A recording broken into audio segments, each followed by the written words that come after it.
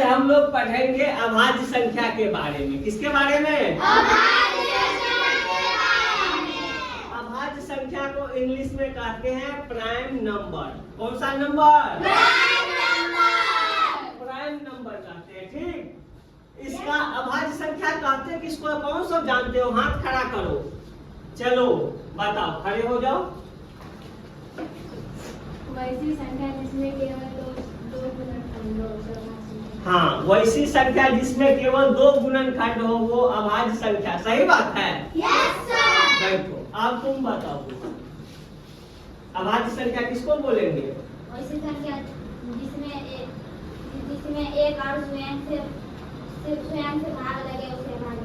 हाँ, वैसी संख्या जिसमें एक और स्वयं से भाग लगे, डिवाइड हो, उसको बोलेंगे अभाज्य संख्या। बैठो, खड़ा हो जाओ, बोलो अभाज्य संख्या। दो से नहीं हुआ। बैठो, और कोई इधर जानते हो? Yes sir. हाँ बताओ। वैसी संख्या जिसमें दो गुणनखंड हो उसे अभाज्य संख्या। हाँ बैठो, और कोई बताओ। ऐसी संख्या जिसमें केवल दो गुणनखंड हो, केवल दो। बैठो, तो देखो मैंने यहाँ पे लिख भी दिया है, वैसी संख्या जिसमें एक और स्वयं उसी संख्या से भाग लगे। किससे भाग लगे? एक और स्वयं उसी संख्या से, तो उसको हम बोलेंगे अभाज्य संख्या। कौन सी संख्या?